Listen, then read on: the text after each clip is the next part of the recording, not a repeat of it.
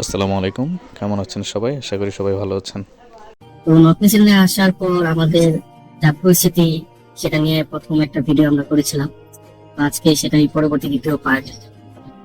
প্রথম ভিডিওতে আমরা বলেছিলাম যে আমাদের কাজের কি অবস্থা বা আমাদের কোম্পানি আমাদের সাথে কিরকম একটা আচরণ করছে সেটা সম্পূর্ণ করতে পারিনি। তো আজকে সেটা বাকি যে কথাগুলো সেগুলো আশা আশা করি বলবো।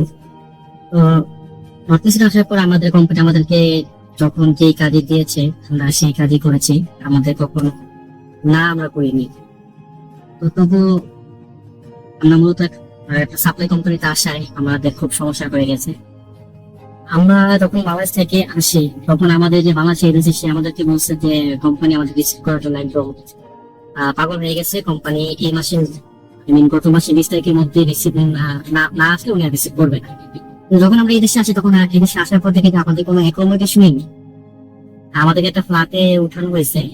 ফ্ল্যাটটা আলহামদুলিল্লাহ ভালো, কিন্তু সেখানে কোনো রান্নার কোনো ব্যবস্থা নেই, শোয়ার কোনো ব্যবস্থা নেই। এরকম একটা পরিবেশে আমরা বর্তমানে আছি। আমরা এখানকার খাবারের সাথে অভ্যস্ত না। আমাদের খাবারের জন্য প্রচুর পরিমাণে সমস্যা হচ্ছে। তো আমরা কোম্পানিকে অনেকবার বলেছি, কোম্পানি তো এখন কোম্পানি না, তো আমাদের যে মালিক তাকে বলেছে যে আমাদের রান্নার ব্যবস্থা করতে পারে। সে আমাদের এখন পর্যন্ত এরকম কোনো রেসপন্স সে তার পক্ষ থেকে আমরা পাচ্ছি না। আর কাজের ব্যাপারে বলতে গেলে আমরা 10 থেকে 10 দিন বাসায় বসে আছি, আমাদের কোনো কাজ নেই। কোম্পানি যদিও আমাদেরকে মাঝে মাঝে বলো অমুক জায়গায় দুজন যেতে, ওই জায়গায় দুজন যেতে, এইভাবে টুকটাক কাজ আমরা করতেছি। তো এখন বলতে গেলে খুবই মানবেতর জীবনযাপন আমরা করতেছি। আর খাওয়ার কথা যদি বলি, আমরা না বলা পর্যন্ত আমাদের খাবার আসে না, আর যেটা আসে সেটা খাওয়ার উপযুক্ত না। মনে হয়েছে যে আমরা শুধুমাত্র পানি খেয়ে রাত কাটাইছি, ঘুমিয়ে পড়ছি, যেটার মতো ঘুমিয়ে পড়ছি না খেয়ে। সকালবেলা উঠছি, খাবার নাই, খাবার আস্তে আস্তে 12টা 1টা বেজে গেছে। তো এই যে দীর্ঘ লং টাইম আমরা না খেয়েছিলাম, আমাদের অবস্থা খুবই খারাপ হয়ে গেছে। ইভেন এখনো যে আমাদের অবস্থা কতটা ভালো তাও না। হ্যাঁ, দিনে শুধুমাত্র একবার খেতে দেয়। তো আমরা যে বাজার সদাই করে যেটা রান্না করে খাবো সেই ব্যবস্থা পর্যন্ত আমাদের নেই, যে আমরা যেটু বাজার সদাই করে নিজের একটু খাবো সেই ব্যবস্থা আমাদের নেই। আমাদের মূল কথা হচ্ছে পার্মানেন্ট কোনো কাজের ব্যবস্থা এখন পর্যন্ত হয়নি। যে আমরা একটা পার্মানেন্ট কাজে যদি থাকতাম বা কাজ করতাম তাহলে আমাদের মন মানসিকতা একটু হলেও ভালো থাকতো। এখন আমরা মেন্টালি সবাই ডিপ্রেসড। আমরা এতটাই হতাশায় আছি যে আমরা খুবই মানবিক একটা জীবনযাপন আমরা করতেছি। তো একটা কথাই বলবো যে যারা আসবেন, ইউরোপ মানে যে একদম স্বর্গ, ইউরোপ মানে সবকিছু, ইউরোপ মানে ইউরোপে গেলাম তো একদম জীবন বদলে যাবে, ব্যাপারটা এরকম না। ইউরোপ মানে হচ্ছে যে যদি সাপ্লাই কোম্পানিতে পড়েন তাহলে ইউরোপ বলেন আর মিডল ইস্টে বলেন কোনো তফাৎ নেই, আপনার সব জায়গায় সেম। আর যদি কোম্পানির মধ্যে পড়েন তাহলে অবশ্যই হয়তো ভালো কিছু হতে পারে। হ্যাঁ, মূল যে ব্যাপারটা আসলে অনেকেই বলে যে গেম, অনেকেই যেমন আমরা যে এজেন্সির মাধ্যমে আসছে সেই এজেন্সিতে আপনার ফাইল উনি শুধুমাত্র নর্থ মিশনের ফাইল নিচ্ছে আপনার 60 থেকে 70টা অথবা তারও বেশি। এখন যার কাছে আমরা ফাইল দিয়েছি, আমাদের আরো পরিচিত অনেক ভাই বাদার তার কাছে ফাইল জমা দিছে। তো আমরা 13 মাস পর সাকসেস হয়েছি। আমরাই তার প্রথম গ্রুপ যারা আমরা নর্থ মিশনে পা রাখছি। তো এই যে 13 মাসের যে একটা সম্পর্ক, একটা বন্ডিং, এখন আমরা যদি এই যে পরিস্থিতি আমরা যে মানবতা জীবনযাপন করতেছি, যে না খেয়ে আছে, কাজ নাই, এই যে 8টা মানুষ হতাশায় একটা রুমের মধ্যে আবদ্ধ, আমাদের পরিবার কান্নাকাটি করতেছে, আমাদের পরিবার টেনশন করতেছে যে আমরা যে না খেয়ে আছি, আমাদের পরিবার তো অবশ্যই জানতেছে, বুঝতেছে ব্যাপারটা।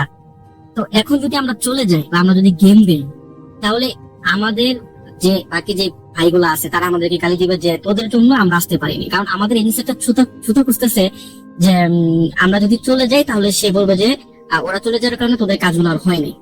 তাদেরকে একটা ছুতা দিয়ে তাদেরকে তাদের ফাইল বা টাকা পয়সা রিটার্ন তো ফুলফিল করবে না, উল্টা এখান থেকে সেটা বিজনেস করবে, সে টাকা পয়সা কাটবে। এটাই হচ্ছে মূলত বাংলাদেশ এজেন্সিদের কাজ, যে কয়েকজন পাঠাবে একটা সাপ্লাই কোম্পানিতে, তাদের সাথে খুবই খারাপ ব্যবহার করা হবে, কাজ দিবে না, খাবার দিবে না, তাদের অবস্থা খুবই খারাপ হবে এবং তারা বাধ্য হবে গেম দিতে। বিশ্বাস করেন, এই যে আজকে আমি বুঝতে পারলাম, আমার নিয়ত ছিল আমি ইউরোপে থাকবো, মানে ওনার যে একটা চুক্তি ছিল 6 মাস, আমার নিয়ত ছিল আমি 1 বছর থাকবো, এই ছোট একটা দেশ হোক বা যাই হোক আমি এখানে 1 বছর থাকবো, সেই হিসাবে আমি এটা প্রিপারেশন নিয়ে আসছিলাম। আমরা প্রত্যেকেই 20 থেকে 25 হাজার টাকার আপনার শপিং করে নিয়ে আসছি, শুধুমাত্র আমরা এখানে থাকবো। আমরা শীতের প্রিপারেশন নিয়ে আসছিলাম, যে আমরা শীতের পোশাকের সবকিছু নিয়ে আসছি, আমরা মশলা নিয়ে আসছি 1 বছরের। তো আমরা আসছিলাম আপনার থাকার জন্য, কিন্তু এখন পরিস্থিতি এতটাই ঘোলাতে যে আমরা এখানে থাকতে পারবো না। আমাদের গেম দিতেই হবে। আর আমরা যদি গেম দিই তাহলে এজেন্সির সাথে যে চুক্তিটা হয়েছে, আমাদের গলায় পাড়া দিয়ে বা আমাদেরকে জিম্মি করে 2 লক্ষ টাকা সিকিউরিটি মানি নিয়েছে। এখন কেন নিয়েছে সেটা বুঝতে পারছি। এখানে তার একটা প্রফিট আছে, তার যার মাধ্যমে কাজ করছে।